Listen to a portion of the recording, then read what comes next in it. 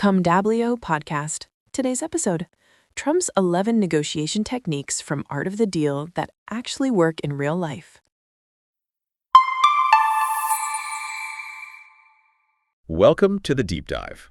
This is where we grab those really complex playbooks, the ones the pros use, and we basically break them down and hand you the manual. Yeah, and today we're tackling negotiation, but maybe not the kind you first think of. Definitely not the polite kind. We're talking high-stakes stuff. Exactly. The kind of deals that shape, global trade, political outcomes. We're looking at the systematic methods some players use to get maximum leverage. And often the appearance of it doesn't matter as much as the outcome, right? That's a big part of it. It's strategic. And, negotiation is everywhere.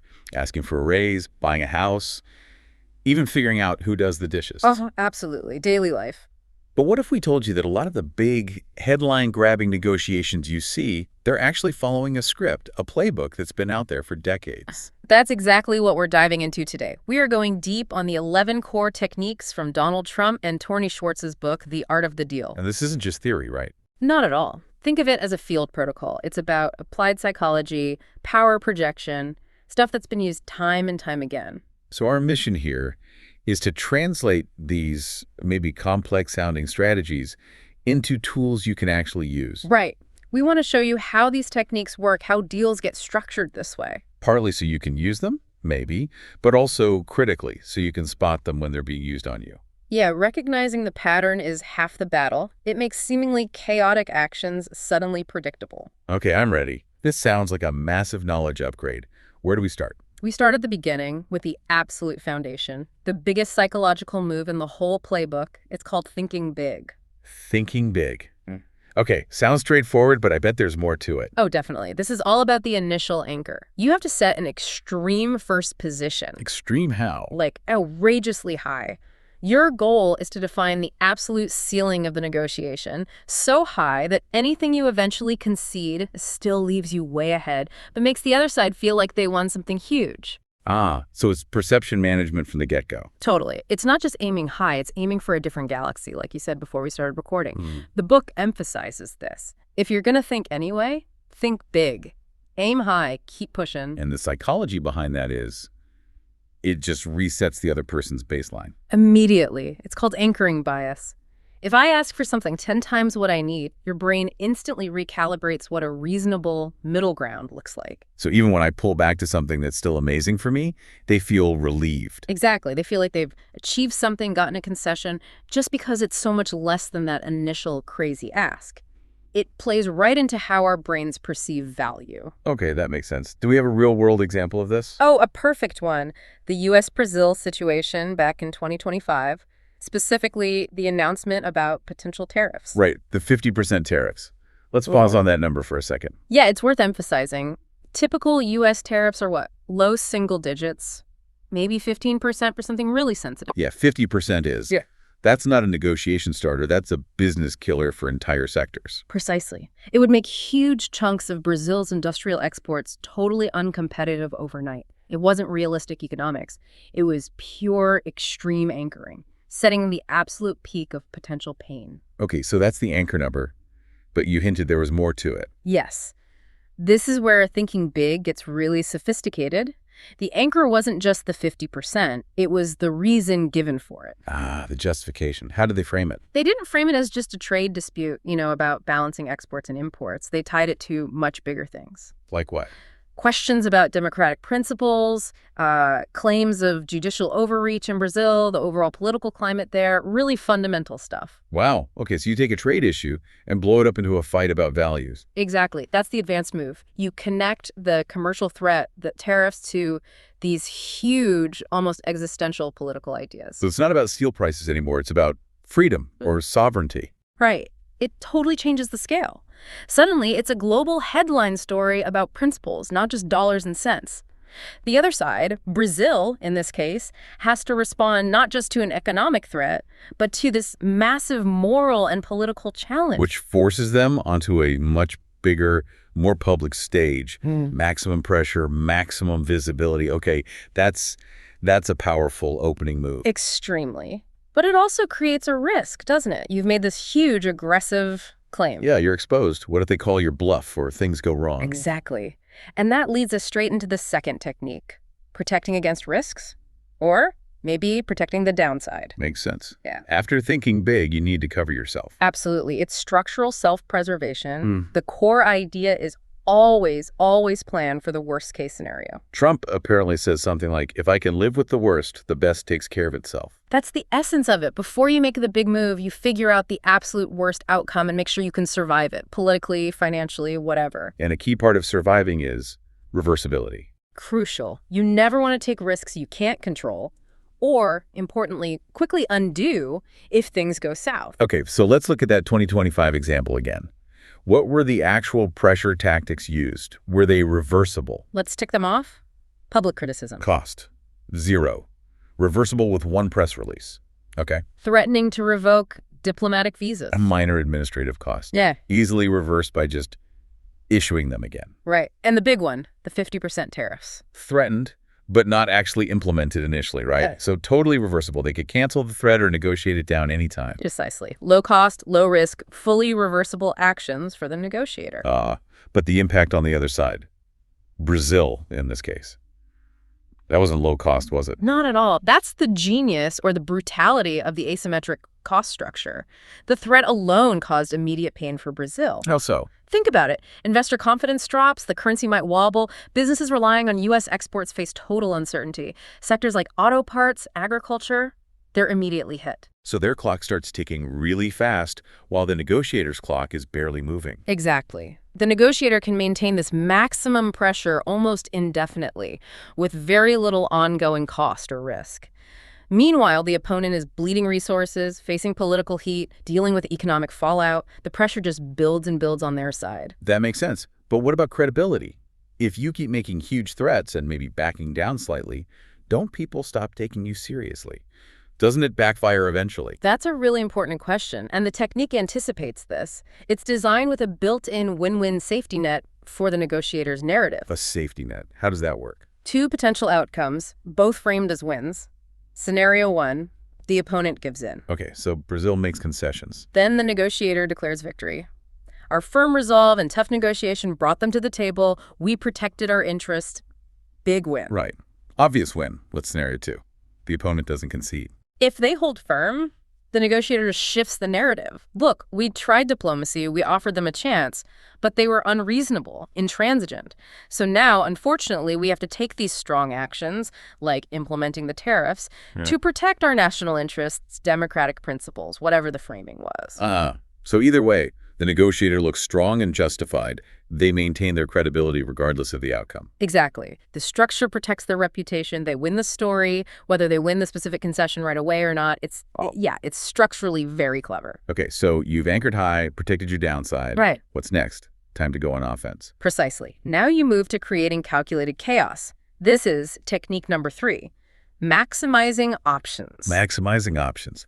So keeping things unpredictable. Totally. The goal is to keep your opponent completely off balance, guessing your next move.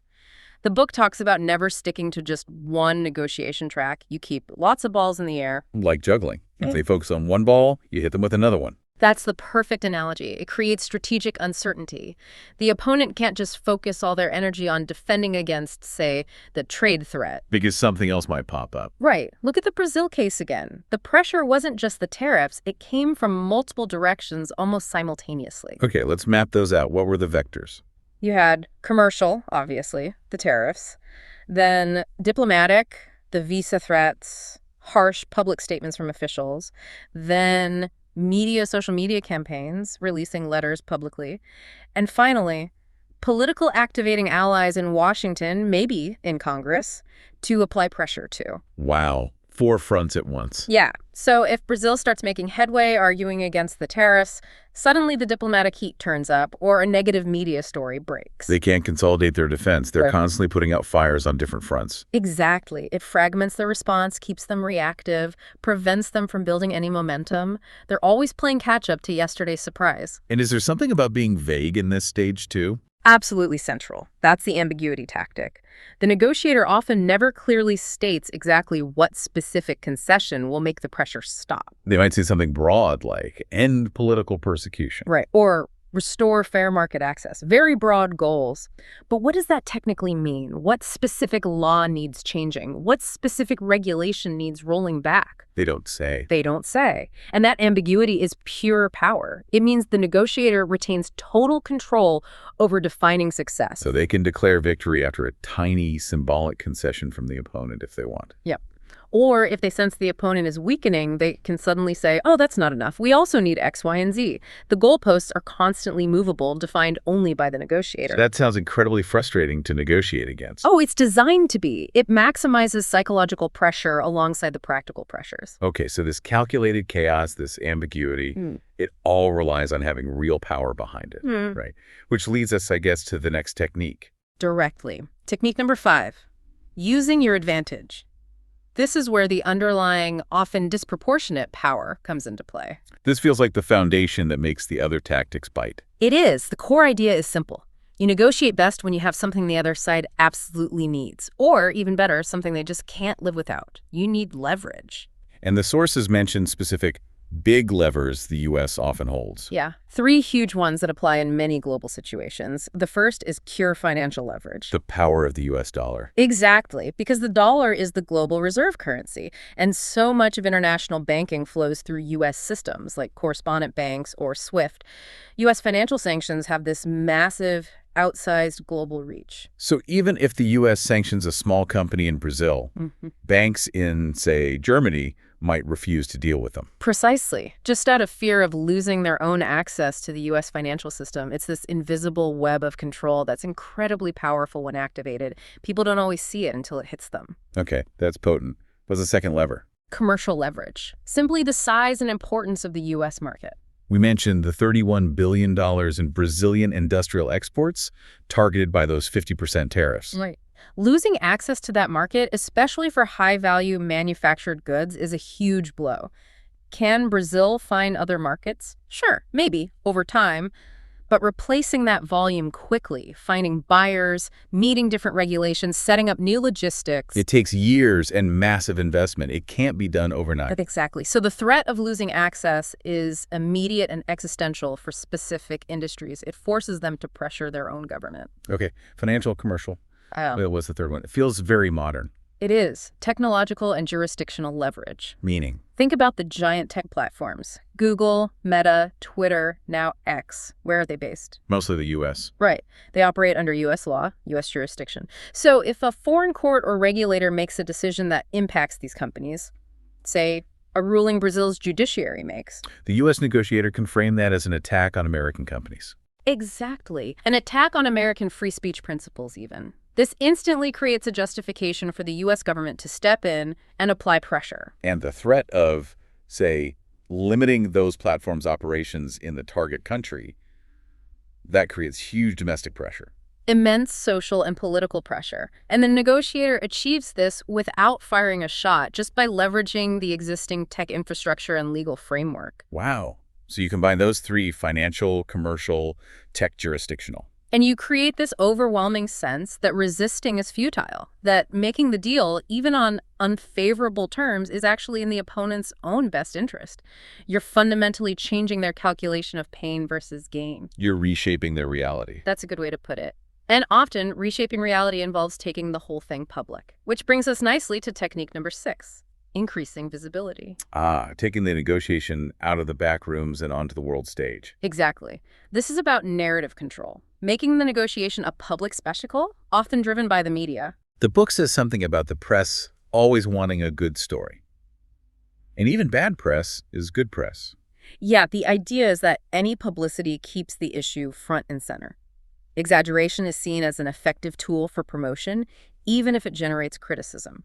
The private diplomatic talks become almost secondary to the public performance. And we saw this with the social media tactics, right? Absolutely. Publishing diplomatic letters at the same time they're sent to the other government, that was a key tactic. So the opponent, Brazil again, had no chance to respond privately or discreetly. None. They were instantly forced into the public glare. Every response they made became a global news item, which could then be picked apart, criticized, used against them in the ongoing narrative war. It forces them to react on your terms, in public. And this requires very careful messaging, what the sources call a sophisticated framing strategy. Meaning tailoring the message for different groups. Precisely. You don't just have one message. You have multiple targeted messages running simultaneously. Like what? Give me examples. Okay, so for the U.S. conservative base, the message might be all about defending American companies and free speech. Makes sense. What about internationally? To the global audience, maybe frame it as a fight against creeping judicial authoritarianism or protecting democratic norms. Okay. And what about inside the target country, inside Brazil? Maybe the message there is about holding their own government accountable or highlighting economic mismanagement linked to the dispute, different angles for different audiences. That's incredibly layered. You're building support or at least neutralizing opposition on multiple fronts at once. Exactly. It makes the traditional quiet diplomacy almost irrelevant because the public narrative becomes so dominant, so overwhelming. It creates this sense of pressure from all sides on the opponent's leadership. But hang on, isn't there a risk here?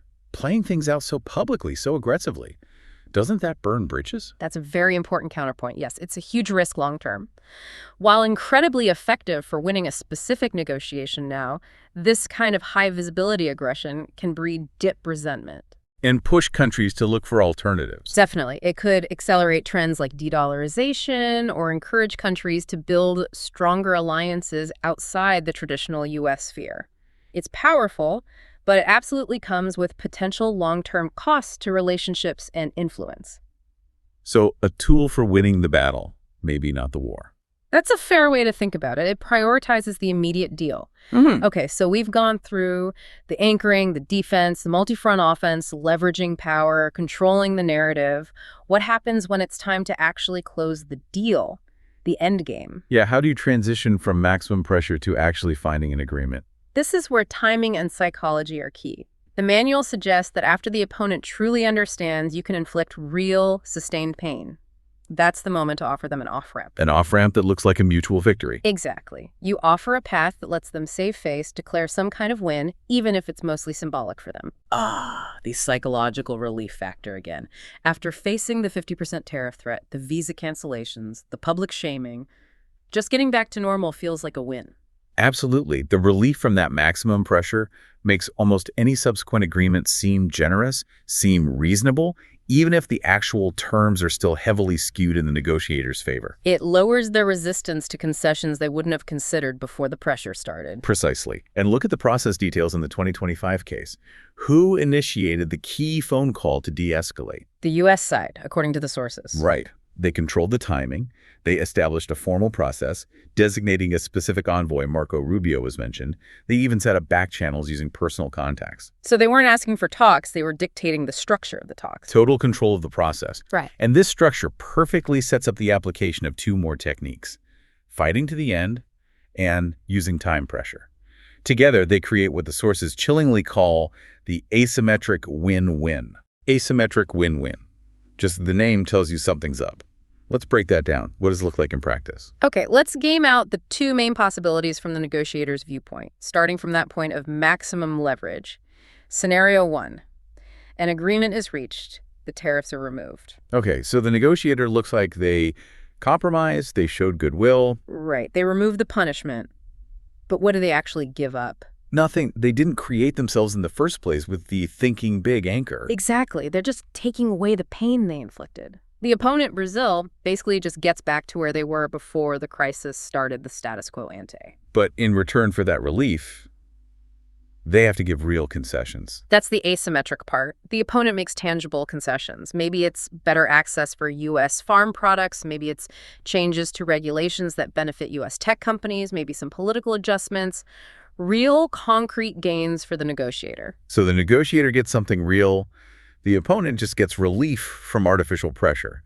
That weight on the back analogy works perfectly. Yeah, I take the weight off, you give me your wallet. You feel relief, but I walk away richer. The negotiator declares victory through tough, successful negotiation. Okay, that's the win if the deal happens. Yeah. What's the win if it doesn't happen? Scenario 2, talks fail. Tariffs stay. This is where fighting to the end and time pressure kick in hard. If the talks break down, the negotiator doesn't lose. How not? First, they control the narrative again. We offered them a great deal, very reasonable opportunities, but they were unwilling to compromise, protect global principles, etc. They tried, but the other side was the problem. So credibility maintained, again. Yep. And second, the pressure mechanism, the 50% tariffs in this case, remains active. It continues to grind down the opponent's economy. The time pressure aspect. Exactly.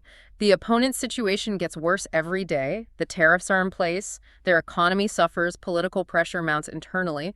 The negotiator's position might erode slightly over time, maybe, but the opponent's deteriorates much faster. So eventually, the opponent will likely be forced back to the table. But in an even weaker position than before. The negotiator holds all the cards, all the leverage, and just waits. The failure of the talks is actually strategically still a win for them because it increases their leverage over time. Wow. Okay, so the structure guarantees a win for the negotiator, whether the deal closes or not. The specific outcome almost doesn't matter as much as controlling the process. That's the core insight. It's about mastering the structure of the conflict itself, pure protocol efficiency. Okay, we've gone deep on the big, aggressive moves, the anchoring, the chaos, the leverage, the public spectacle, the endgame structure. That covers 7 techniques, but you said there are 11 total. That's right. There are 4 more that are just as crucial, even if they're less flashy. They're more about the underlying foundation and execution. Let's run through them. What's number 8? Knowing your market. This is absolutely fundamental. It's the homework you do before you even think about making the first move. So intelligence gathering. Deep intelligence gathering. It's not just knowing the opponent's economic numbers, it's understanding their political vulnerabilities, the psychological makeup of their key negotiators, their cultural approach to conflict, what their absolute red lines are, the things they cannot concede. So if Brazil, in that 2025 scenario, had truly known their market regarding the U.S. position, they might have anticipated the reliance on those financial, commercial, and tech levers. Yeah. They could have potentially taken steps beforehand to mitigate those vulnerabilities, maybe diversifying trade partners more aggressively, or finding ways to reduce reliance on U.S. financial systems. It's about anticipating the weapons the opponent will use because you understand their capabilities and your own weaknesses. Exactly. Yeah. Know their regulatory environment better than they do. Know their supply chain weaknesses. Know how desperate they really are behind the public face. It's deep, granular knowledge. Okay, that makes sense as a foundation. What's number 9? Containing costs. This goes hand in hand with the asymmetric cost structure we talked about, but it's more about internal discipline for the negotiator. Keeping your own expenses down while maximizing the pain for the other side. Precisely. While you're creating all this external pressure and chaos, your own operation needs to be lean and efficient. Running diplomatic pressure campaigns, media ops, legal challenges. These things cost money and political capital. So you need to make sure the cost of maintaining the pressure doesn't start to outweigh the potential gains from the negotiation. Exactly. Especially if the negotiation drags on for months or years. You need the endurance to sustain the fight at a low internal cost, while the opponent is constantly spending resources just trying to manage the crisis you've created. If you start bleeding resources faster than they do, your leverage evaporates. It's the logistical backbone of a long campaign. Okay, number 10. Delivering the goods. This sounds simple, but it's critical for credibility. Delivering the goods, like actually following through. Exactly. It means 2 things. First, if you make a threat, you have to be seen as willing and able to actually carry it out. So if you threaten 50% tariffs, they need to believe you'll actually impose them if necessary. Yeah. If you threaten to walk away. You have to be genuinely prepared to walk away. The moment your opponent thinks you're bluffing, that your threats are empty, your power collapses instantly. Okay, so follow through on threats. What's the second part? Follow through on your promises after the deal is done. If you agree to remove tariffs in exchange for, say, agricultural access, you need to make sure those tariffs come off cleanly and that access actually materializes without new bureaucratic hurdles. So it builds your reputation for future negotiations. Absolutely. Credibility is everything. If you deliver on deals, even tough ones, professionally and reliably, future opponents will take your threats and your offers more seriously. It makes the next negotiation inherently easier because your reputation precedes you. They know you mean business, both ways. Got it. And the final one, number 11. This one seems a bit different, having fun. Yeah, this one often gets dismissed as just personality or showmanship, but the book treats it as a serious technique. Having fun. How is that a negotiation technique? It's Primarily a psychological strategy for the negotiator. It's about maintaining emotional distance and confidence. So if you treat the high-stakes negotiation like a game, something you enjoy. You're less likely to fall into emotional traps. You won't get easily angered or personally offended by the opponent's tactics. You stay cooler, more detached, more strategic. And it projects confidence. Right. If you look relaxed, like you're enjoying the process under pressure. It suggests you're comfortable, you have reserves, you have other options, you're not desperate. It can be unnerving for the opponent who is feeling the pressure. It's a form of psychological armor. Plus, these things can drag on forever if you're not finding some way to stay motivated. Burnout is a real risk. So finding enjoyment in the challenge, in the game itself, helps maintain the necessary endurance for a long, tough negotiation. Okay, wow. That's the full 11. Thinking big, protecting risks, maximizing options, using advantage, increasing visibility, fighting to the end, using time pressure, knowing your market, containing costs, delivering the goods, and having fun. That is quite the arsenal. It really is a comprehensive system. So let's try to boil this down. We've gone through a lot. What are the absolute key takeaways for someone listening right now? How can they use this, whether they're dealing with a difficult boss or, global superpower? I think there are 3 huge lessons here. The first, and maybe the most important, knowledge is your best defense, period. Meaning you have to study the playbook, especially if you suspect your opponent is using one. Absolutely. Like we saw with the 2025 case study, if you understood this methodology, almost every move the U.S. made was predictable. It wasn't random, it followed the script. Knowing the script lets you anticipate, not just react. Anticipation is a massive advantage. Okay, know the playbook. What's the second big lesson? Keep strategy above emotion. It's natural to feel outraged when someone hits you with an insane opening offer, that thinking big anchor. Yeah, the first instinct is, that's completely unfair. Right. But you have to immediately channel that feeling into technical analysis. Instead of, that's unfair, think, okay, that's the anchor. What's the built-in reversibility? What's their likely defensive posture? Protecting risks. Use your brain, not just your gut reaction. Emotion makes you predictable and vulnerable if it's not controlled. Translate indignation into analysis. Right. Got it. And the third lesson? Recognize the game itself. Learn to see the difference between a series of isolated, maybe chaotic events and a structured, sequenced negotiation campaign. So that sudden tariff threat wasn't just a random Tuesday announcement. That surprise phone call wasn't just a whim. Exactly. They were likely calculated steps in a pre-planned sequence. If you can identify which phase of the playbook the opponent is in, are they still maximizing options? Are they moving towards the asymmetric win-win endgame? You can make much better predictions about their next moves and prepare your own counter strategy. It's like having a map, even if the terrain looks like a battlefield. That's a great way to put it. Knowing the structure gives you that map. Okay, so for everyone listening, we've just spent time taking apart a really powerful, sometimes pretty ruthless negotiation playbook. The goal here wasn't just academic. No, the goal is empowerment. We want you to walk away from this feeling more prepared. So maybe take just one of these ideas, one structural concept, and think about how you can apply it today or this week. Yeah, maybe it's deciding to think big in that salary discussion you've been putting off. Set a higher anchor than you originally planned. Or maybe it's mapping out your leverage, your advantage before you go into your next performance review. What do they need that you provide? Know your market. Understand their constraints. Identify your leverage. Set that bar high. Even small shifts in approach based on these principles can make a big difference. Absolutely. Well, thank you so much for joining us on this really deep dive into negotiation structure and tactics. It's been fascinating. It really has. If this exploration hit home for you, if it sparked some ideas, definitely hit that subscribe button. Turn on notifications so you don't miss our next deep dive. And let us know in the comments which technique resonated the most with you. Was it thinking big? The asymmetric win-win? We'd love to hear. Yeah, and share this with someone you know who's got a tough negotiation coming up. Maybe it'll give them an edge. And just to leave you with one final thought to chew on. Oh, I like a provocative thought. Go on. The power we've been discussing today, the effectiveness of these techniques. Yeah. It doesn't really come from personality or charm or anything like that.